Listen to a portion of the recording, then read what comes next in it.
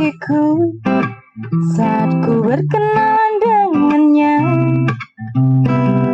Dia menyebutkan nama dirinya. Sejak ku bertemu, ku telah jatuh hati padanya. Di dalam hati telah menjelma cinta, dan bawalah aku selalu dalam mimpimu. Di langkahmu serta hidupmu, genggam adaku kini juga nanti. Harapan di hatiku, bawalah diriku sayang.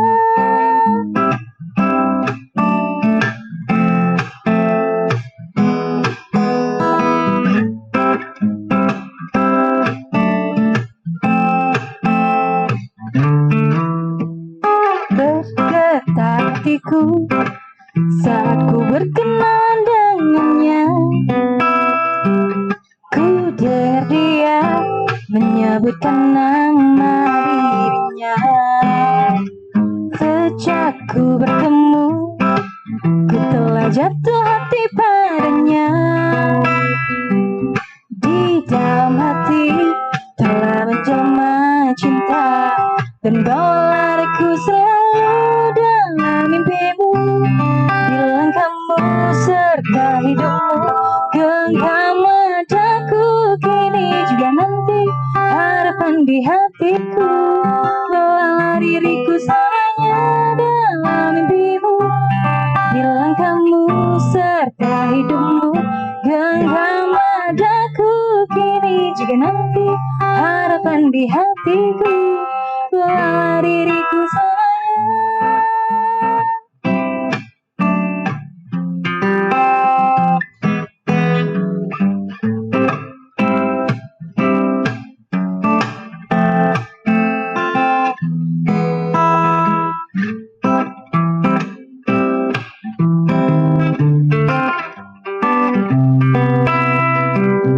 Dalam mimpimu, di langkahmu serta hidupmu, genggam adaku kini juga nanti. Harapan di hatiku, bawalah diriku selamanya dalam mimpimu. Di langkahmu serta hidupmu, genggam adaku kini juga nanti. Harapan di hatiku, bawalah diriku selamanya dalam mimpimu. Di langkahmu serta hidupmu, genggam adaku kini juga nanti. Harapan di hatiku, bawalah diriku selamanya.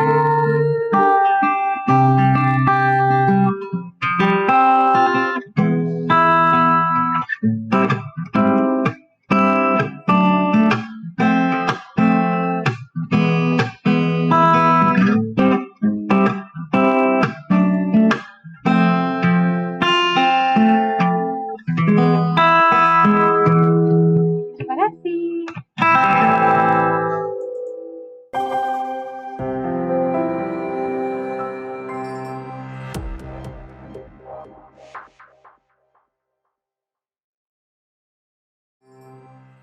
Assalamualaikum warahmatullahi wabarakatuh. Kembali lagi bersama kami dalam program Obsesi, obrolan sehat seputar Oki. Seperti biasa, acara ini disiarkan langsung dari ruang media center Revolusi KIA Dinas Kesehatan Kabupaten Ogan Komering Ilir. Dan acara ini akan dipandu oleh saya, Kiki, dan rekan saya, Yasika. Seperti biasa, untuk 1 jam ke depan, kita akan membahas tema-tema menarik seputar kesehatan. Dan tema kita pada pagi hari ini yaitu Pelayanan kesehatan anak di masa pandemi COVID-19. Dan kali ini kita telah mendatangkan narasumber spesial, yaitu Dr. Dian Mayasari SPA. Beliau merupakan dokter spesialis anak Rumah Sakit Umum Daerah Kayu Agung. Selamat pagi, dokter. Selamat pagi, Mbak Kiki, Mbak Yasika. Sehat ya, dokter? Alhamdulillah sehat. Sehat semua kita ya. Iya, alhamdulillah. Iya, sebelum lebih lanjut nih, dokter, ada baiknya kita menyapa sahabat sehat yang di rumah. Silakan, dokter. Halo, Assalamualaikum warahmatullahi wabarakatuh. Selamat pagi, sahabat obsesi semua. Perkenalkan, saya Dr. Dian Mayasari, spesialis anak. Sekarang sedang bertugas di Rumah Sakit Umum Daerah Kayu Agung. Ayo kita kembali mengingatkan bahwa di masa pandemi COVID-19 ini kita harus tetap menerapkan protokol kesehatan. Ingat 5M ya. Pertama, cuci tangan pakai sabun. Kemudian kedua, menggunakan masker. Ketiga, jaga jarak atau social distancing. Keempat, hindari kerumunan. Dan kelima adalah batasi mobilitas Anda.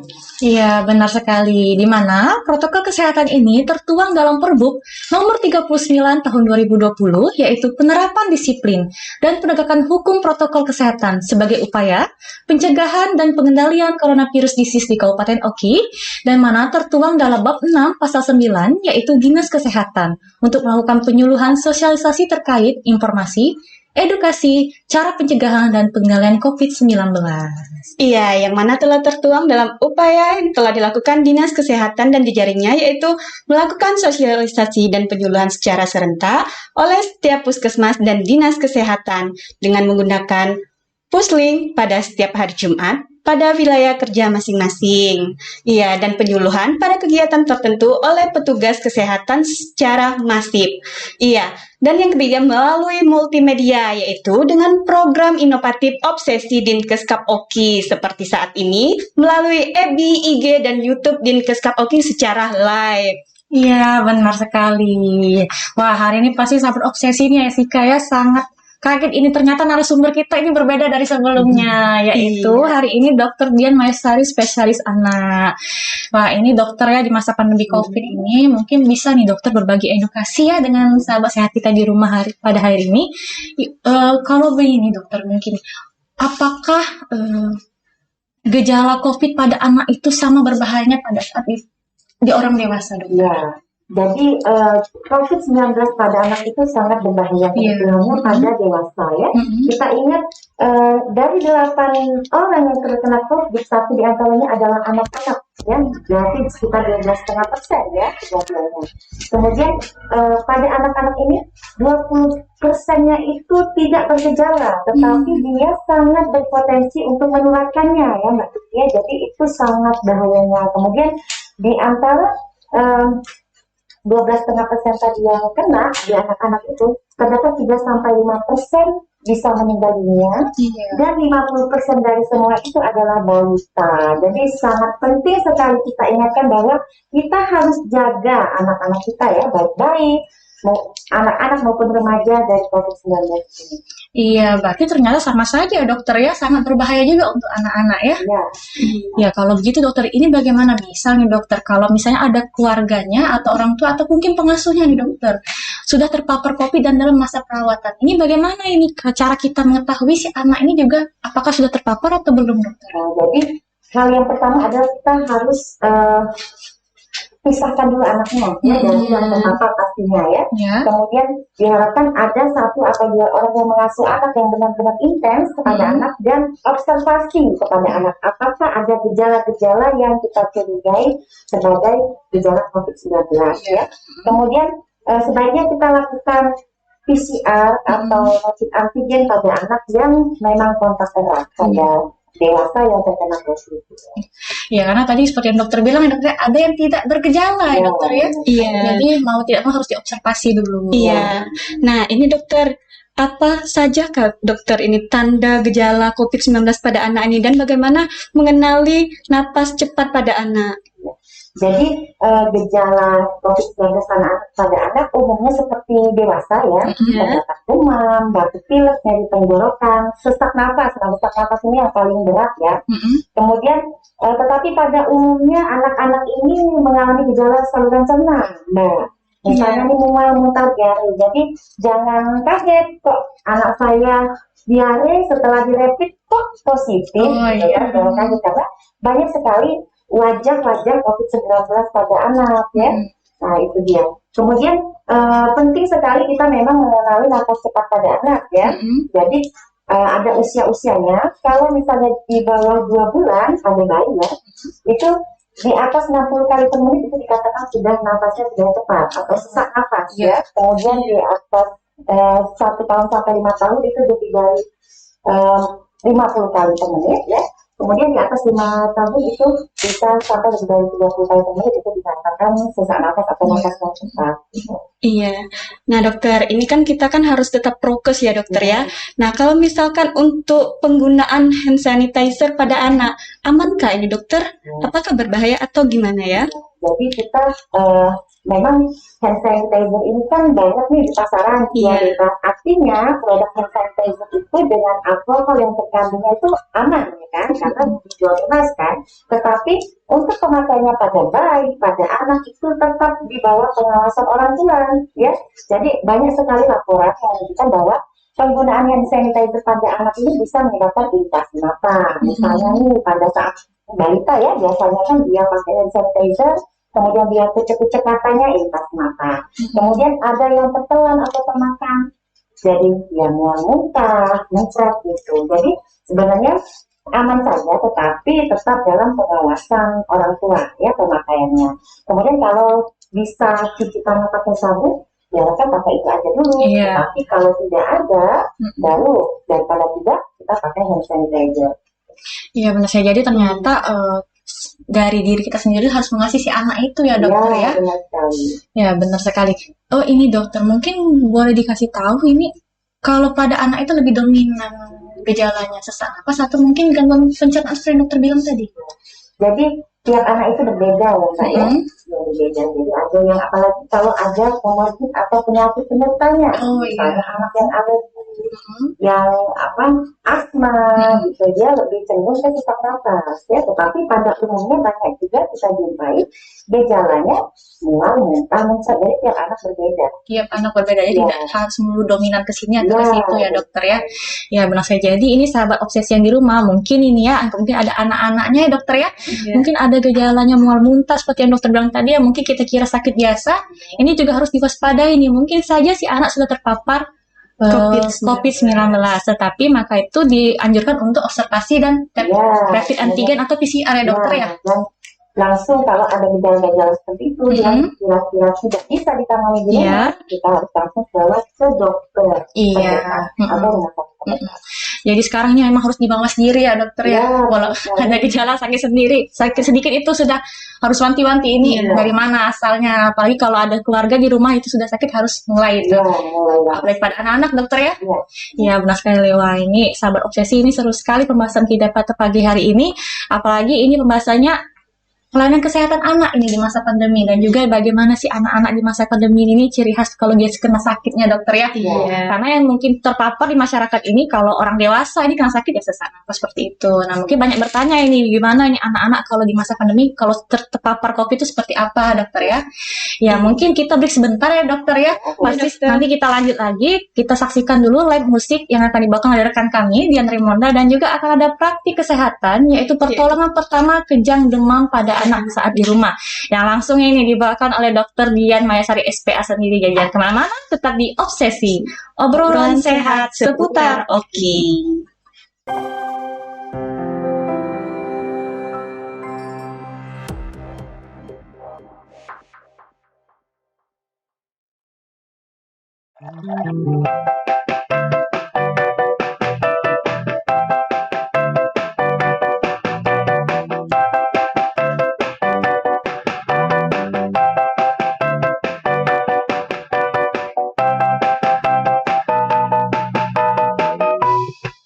Ku rasakan murah dalam hatiku, rasa cinta yang ada untuk dirimu. Ku lelah dengan semua yang ada, ingin ku lepas semua. Setan dalam hati ikut bicara, bagaimana kalau ku selingkuh saja. Ku punya banyak teman lelaki, sepertinya bukan bahagia. Mestinya kau cari pengganti diriku saja, karena kita sudah tersaling bicara. Pastikan cerita tentang kita yang telah lalu hanya ada dalam ingatan hatimu. Maafkan aku jika kau kecewa, bintangmu bukanlah untuk diriku jika memang semua kan jadi cerita. Ku tahu kau semakin terluka.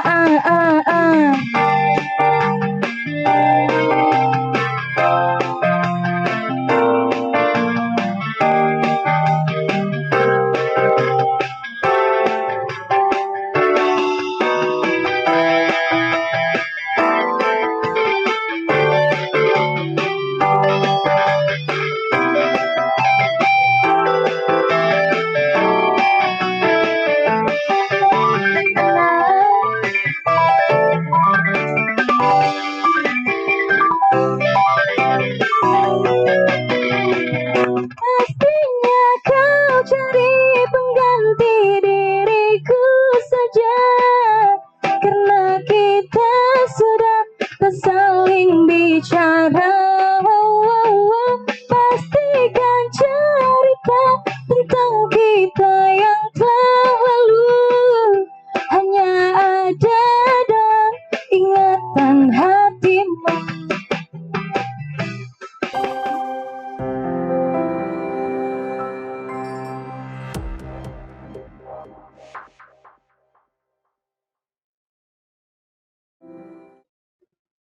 Assalamualaikum warahmatullahi wabarakatuh. Kembali lagi dalam Obsesi edisi praktik kesehatan. Ya, kali ini edisi spesial buat sahabat Obsesi.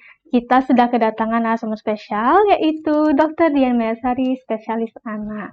Iya, beliau merupakan dokter spesialis anak dari Rumah Sakit Umum Daerah Kayu Agung.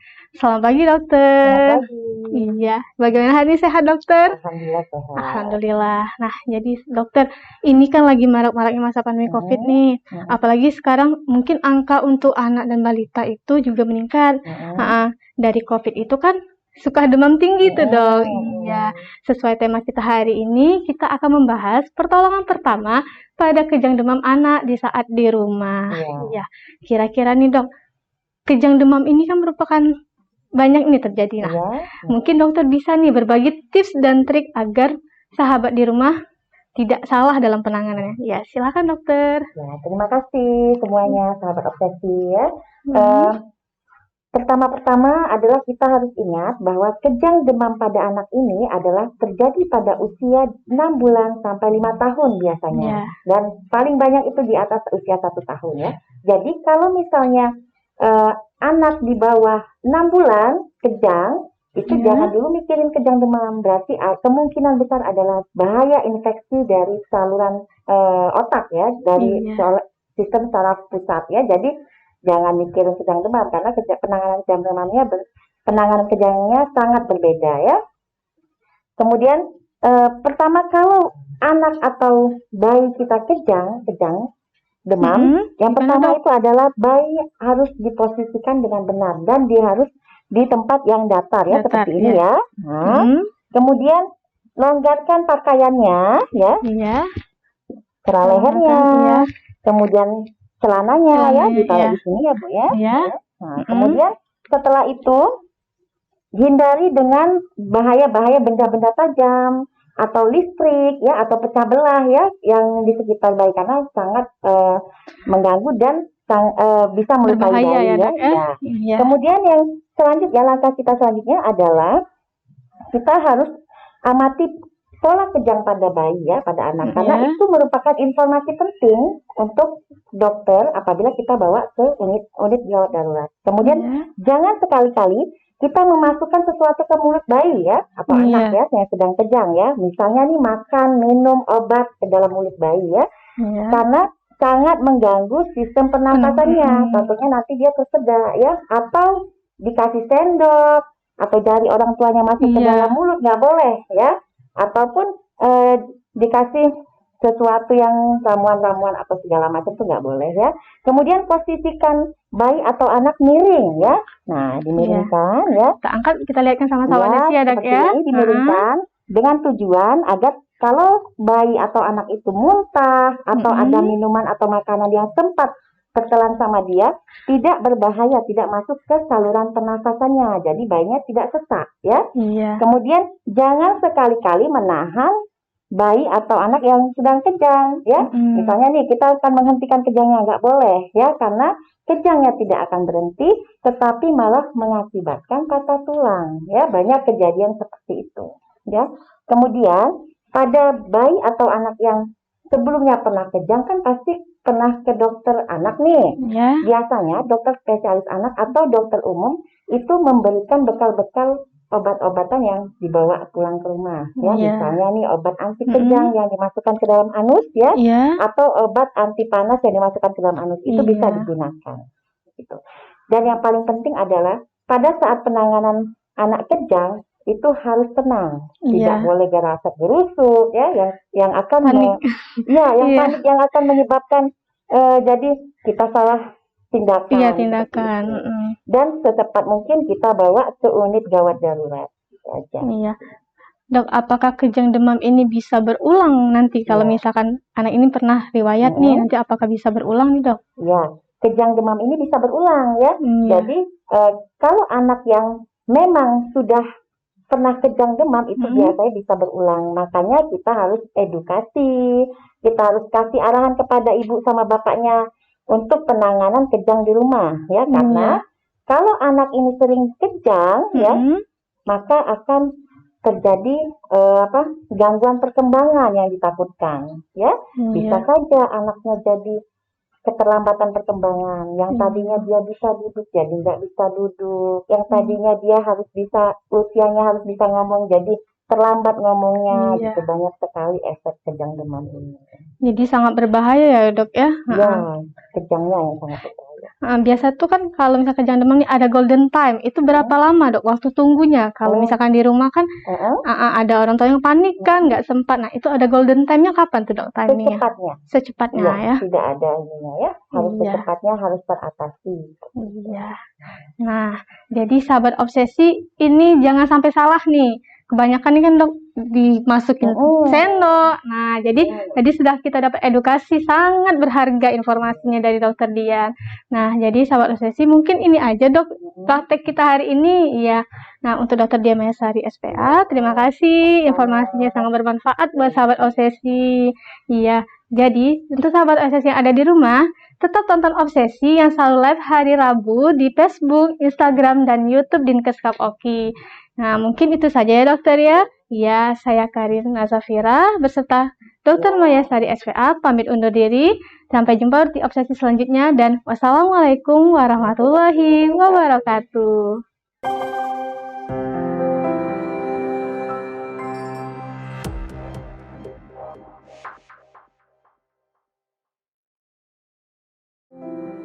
Ya, kembali lagi bersama kami dalam program Obsesi, obrolan sehat seputar Oki.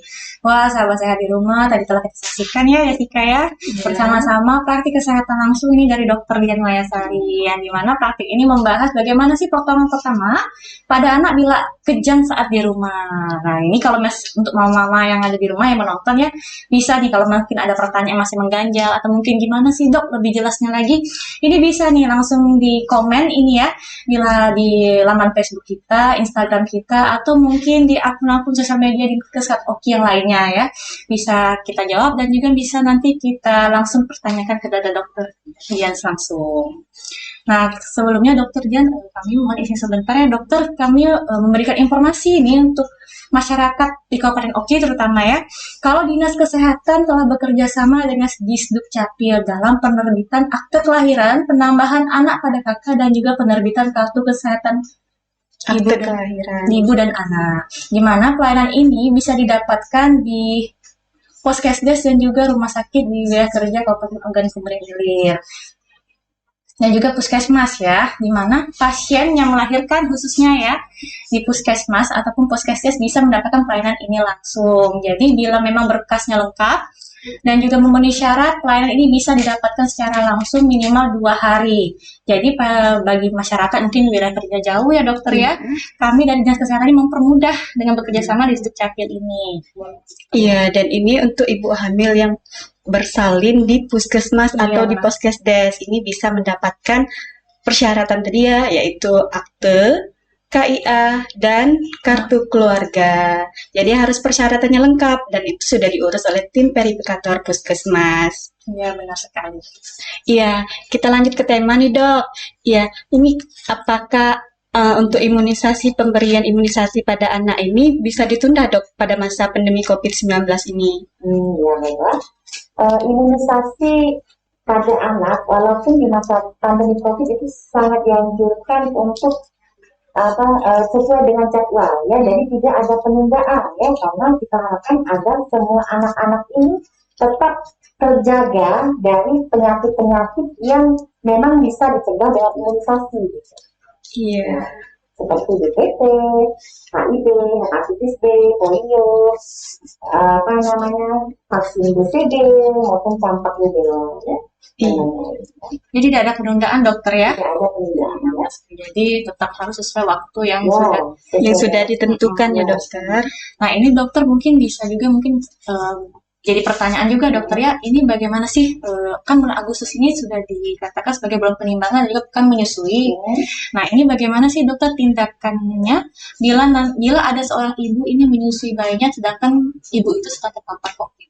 Sudah terpapar COVID ya. Jadi menyusui masih bisa, menyusui bayi masih masih diperbolehkan, tetapi tetap menggunakan protokol kesehatan. Tetap ibunya pakai masker, ya, tetap ibunya cuci tangan, gitu, pakai sabun ya. Kalau misalnya tidak memungkinkan, misalnya nih ibunya nih tidak memungkinkan untuk menyusui bayi, asinya bisa diperas dan bisa diberikan kepada si bayi. Iya. Berarti tetap bisa dilakukan pemberian ASI ya dokter ya? Bisa, tapi tetap dengan protokol kesehatan. Iya benar. Iya, nah ini dokter, bagaimana untuk memotivasi bunda-bunda yang di rumah nih dok untuk pemberian ASI eksklusif di tengah maraknya promosi-promosi susu formula di media sosial, media elektronik. Jadi edukasi kepada ibu-ibu itu sangat dibutuhkan ya. Kemudian jangan dokternya saja, semua berperan. Terutama di lingkungan keluarga, ya masyarakat, ya keluarga juga memotivasi ibu, harus memberikan support kepada ibu, memberikan kepercayaan diri kepada ibu, agar ibu bisa menyusui bayinya. Ya. Kalau lebih bagusnya sih dari 0 sampai 2 tahun ya, walaupun di atas 6 bulan itu sudah ada ditambahkan juga dengan makanan pendamping ASI gitu. Jadi kita harus paparkan kepada si ibu bahwa kebaikan-kebaikan ASI apa sih. Yang pertama kan semua protein, vitamin, zat-zat yang diperlukan oleh si bayi itu terkandung semua di ASI. Dan ASI ini mudah diserap ya. Jadi walaupun dengan generasi formula, dia lebih bagus memang ASI.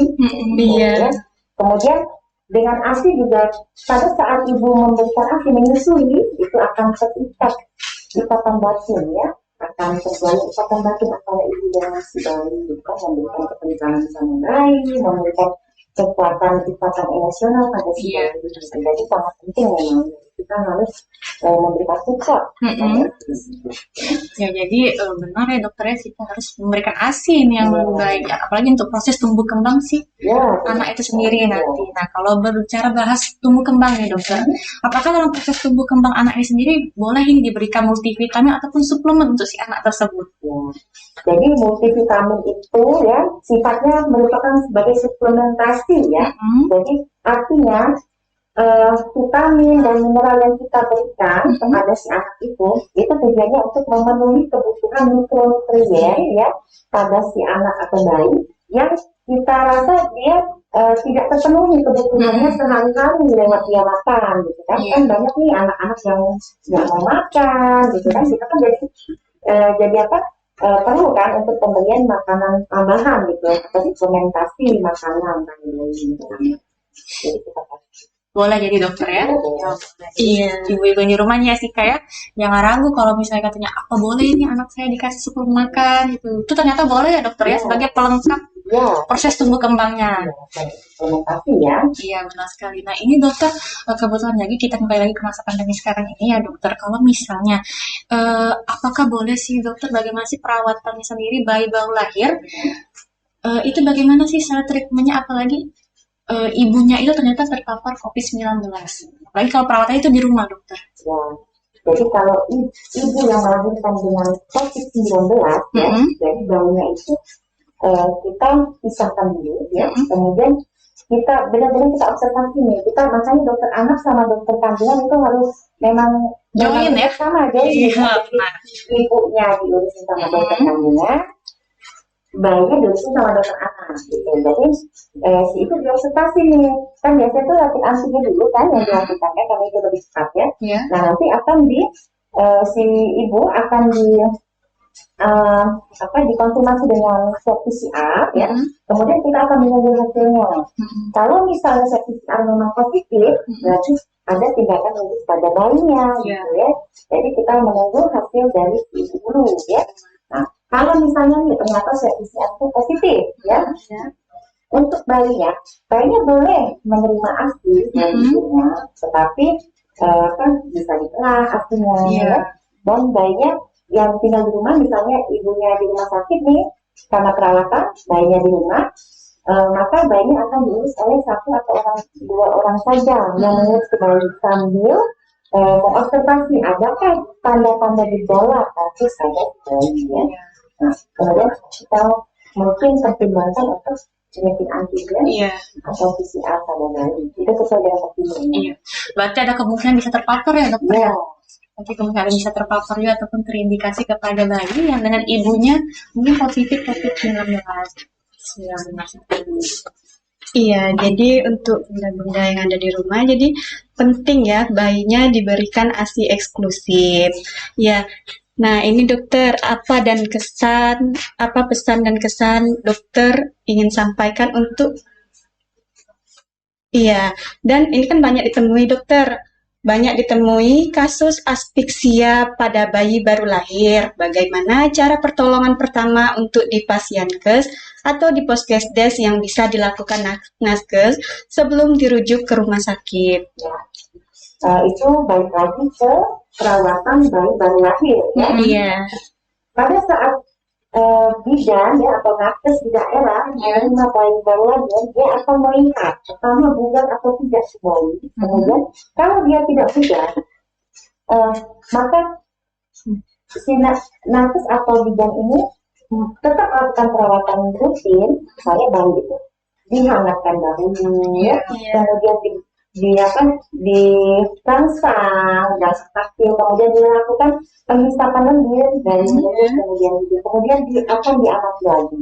Itu diamatinya step by step, kemudian dilihat apakah yang dilihat adalah heart rate atau denyut jantung, kemudian pernafasannya. Bila pernafasannya tidak bagus, itulah akan dilakukan ventilasi tekanan positif.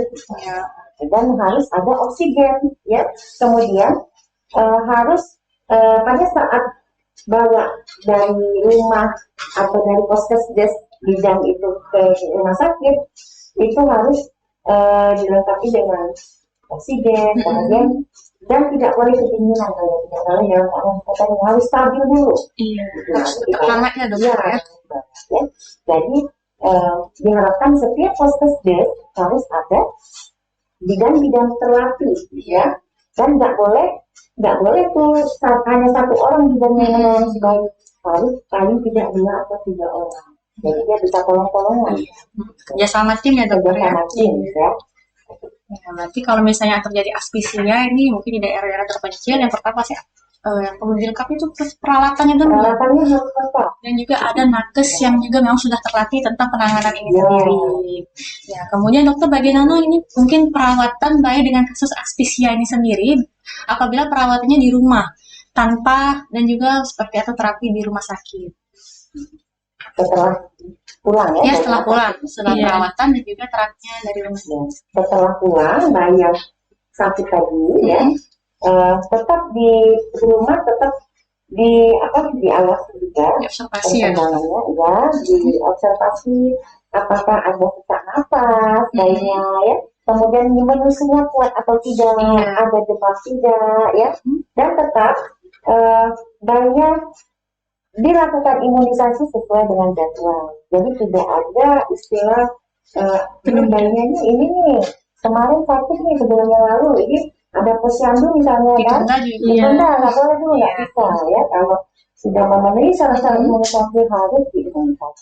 Ya, benar sekali. Tapi kan namanya asfiksia ini sesak ya dokter ya. Mungkin Iya, tidak beberapa menangis orang tua secara di rumah spontan. itu mengira sesaknya itu sesak biasa, tapi juga mungkin sesak yang biasanya pada anaknya juga harus waspada, takutnya ini ternyata terpapar COVID dokter ya.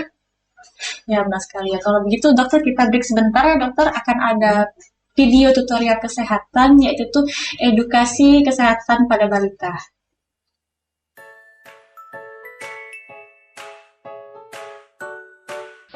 Suatu hari, keluarga Pak Dodo pergi ke ahli gizi untuk berkonsultasi mengenai kedua anak balitanya. Balita itu bagaimana sih, Bu? Balita adalah masa pertumbuhan dan perkembangan anak usia 1-3 tahun dan anak prasekolah 3-5 tahun. Tahukah Bunda?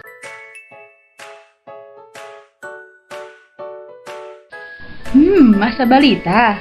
Masa balita merupakan periode emas dalam tumbuh kembang manusia. Apa aja sih masalah gizi pada balita? Yang pertama, karies gigi. Karies gigi merupakan kerusakan pada gigi oleh adanya bakteri. Berdasarkan data Riskesdas 2013, terjadi peningkatan 9,8% prevalensi karies gigi di Indonesia. Apa sih penyebabnya?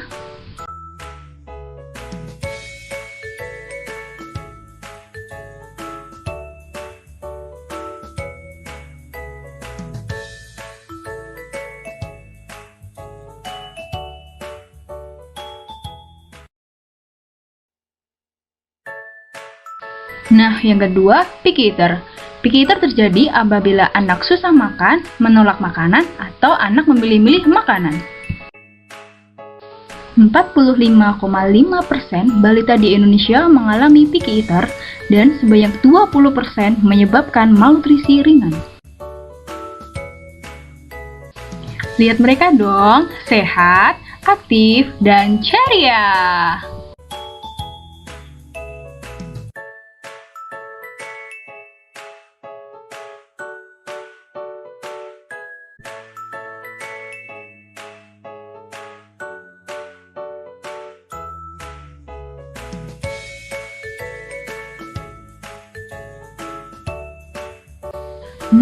Makanan apa aja sih yang sebaiknya dikonsumsi?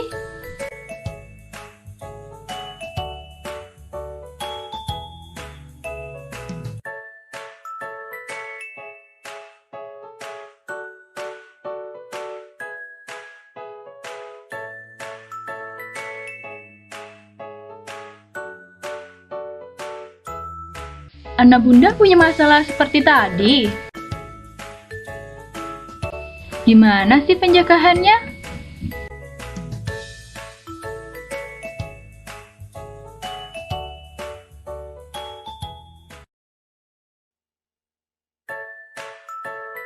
Tapi Bu, Aida dan Dimas tidak suka sayur dan buah. Anak Bunda susah makan sayur dan buah seperti Aida dan Dimas. Nah, Bunda bisa melakukan tips berikut ini.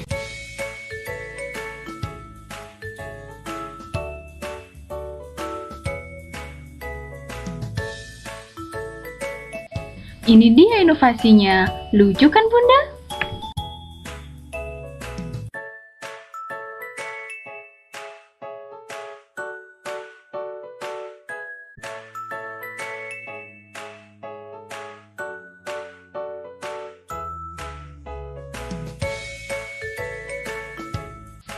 Bunda masih bingung? Yuk lihat rekomendasi menu kami. Nah, kami akan menunjukkan resep nugget sehat. Untuk bahan-bahannya, yang pertama, 100 gram ikan kakap filet, 1 butir telur ayam, 1 siung bawang putih, 2 lembar roti tawar, 50 gram wortel, 250 ml minyak goreng, 2 sendok teh lada, dan 1 sendok teh garam, dan yang terakhir 150 gram tepung roti. Berikut ini proses pembuatannya.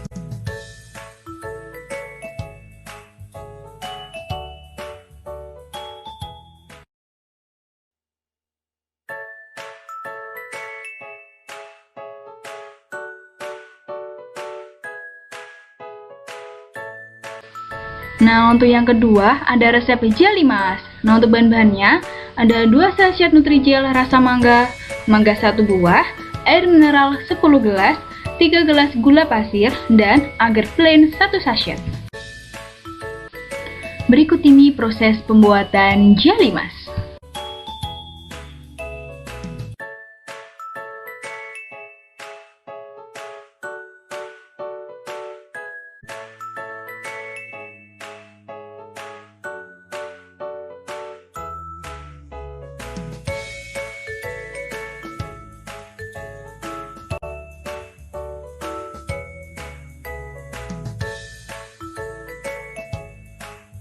Terima kasih telah menyaksikan video ini. Semoga bermanfaat ya. Dadah.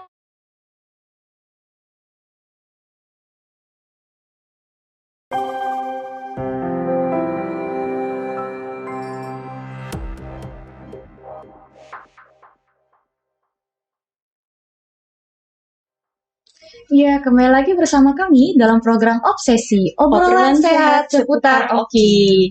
Ya, kembali lagi ya dokter ya. Nah, berhubung nih dokter, ini kan bulan Agustus. Ya, berarti kan sama aja dengan bulan vitamin A ya dokter. Nah, biasanya dokter, di posyandu itu kan kalau sudah makan penyimpanan, berarti anak-anak atau balita diberikan vitamin A.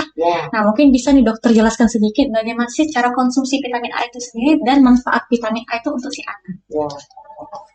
Jadi vitamin A yang kita bagikan di pusat kesehatan itu ada 2 ya, ada yang biru sama yang merah. Nah, kandungannya pun berbeda. Kalau yang biru itu 100.000 unit internasional unit, kalau yang merah 200.000 internasional unit ya. Dan di cara pemberiannya pada bayi di usia 6 bulan sampai 11 bulan kita berikan yang biru. Yang biru. Ya. Yang merah itu untuk usia 1 tahun sampai 5 tahun. Kita berikannya secara oral ya, ditetesin di mulutnya, pertama digunting dulu, habis itu ditetesin ya. Nah, manfaat vitamin A ini bukan hanya untuk apa ya. Jadi vitamin A ini menurut WHO ya sudah ada penelitian bahwa dengan mengkonsumsi vitamin A pada anak di bawah usia 2 tahun itu justru akan mengurangi atau sebanyak 24-28% mengurangi kejadian kematian akibat diare pada anak ya. Jadi pada usia di atas di bawah 2 tahun kan rawan nih kejadian diare banyak ya. Jadi itu manfaatnya, salah satu manfaatnya itu. Ya benar sekali. Jadi ternyata vitamin ini bukan cuma untuk mata ya dokter ya. Ternyata juga untuk pencegahan diare. Jadi ibu-ibu di rumah ini jangan malas ini untuk melakukan posyandu. Apalagi di bulan Agustus ini dokter ya. Dia dalam 1 tahun itu 2 kali, Februari sama Agustus. Ya, jadi bisa sudah dijelaskan juga oleh dokter untuk anak usia 0 sampai 11 bulan itu yang warna biru dokter ya. 6 bulan sampai 11 bulan. 6 bulan sampai 11 bulan warna biru dan 1 tahun sampai 5 tahun itu warnanya merah dan kegunaannya ternyata sangat besar sekali manfaatnya. Iya. Ini apa dan pesan dan kesan dokter dalam upaya peningkatan pelayanan kesehatan anak di masa pandemi COVID-19 di Kabupaten Ogan Komering Ilir. Baik, terima kasih sahabat Obsesi. Saya tetap pesan saya tidak banyak-banyak ya. 5 protokol kesehatan itu sangat penting untuk anak ya. Yang pertama, memakai masker itu harus kita terapkan. Yang kedua, cuci tangan pakai sabun ya. Kemudian yang ketiga adalah menjaga jarak ya. Kemudian yang keempat, kurangi kerumunan. Jadi ibu-ibu, saya mohon sekali ya, kita untuk kesehatan anak-anak kita, janganlah kita membawa anak kita ke pasar, ke mall misalnya, ke tempat makan, ya itu bukan tanda satu kasih sayang kepada anak ya.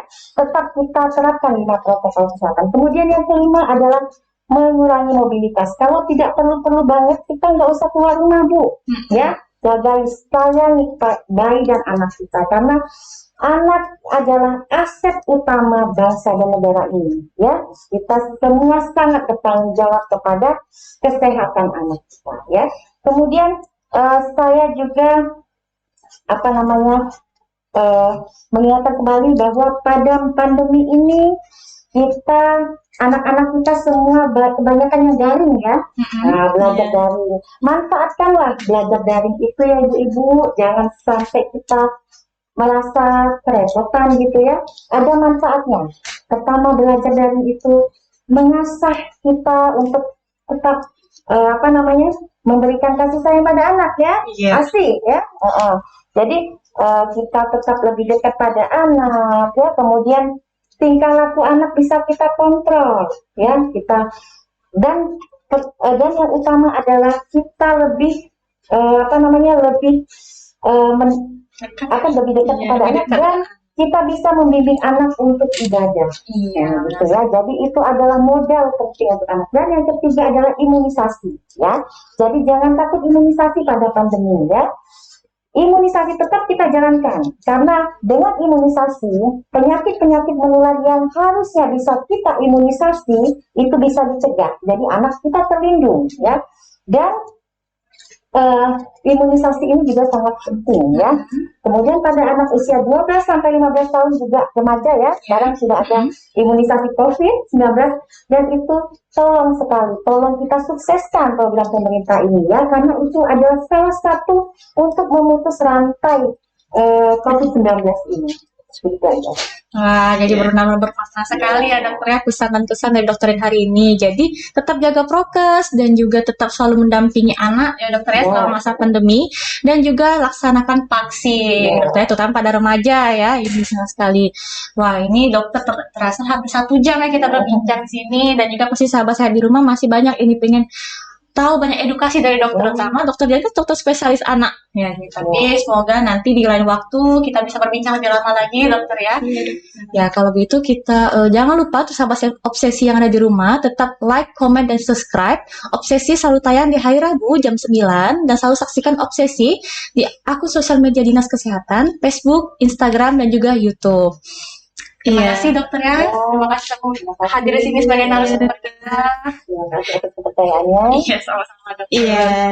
Jadi, jangan lupa untuk sahabat obsesi yang di rumah tetap saksikan live streaming kita setiap hari Rabu pukul 9 waktu Indonesia Barat. Ya, di FB Dinkes Kapoki, IG Dinkes Kapoki, dan YouTube Dinkes Oki. Ya, benar sekali. Kalau begitu, saya Rizky dan rekan saya, Ya, Sika. narasumber kita. Saya Dr. Dian Mayasari, spesialis anak. Iya, kami pamit undur diri. Kami akhiri. Wassalamualaikum warahmatullahi wabarakatuh.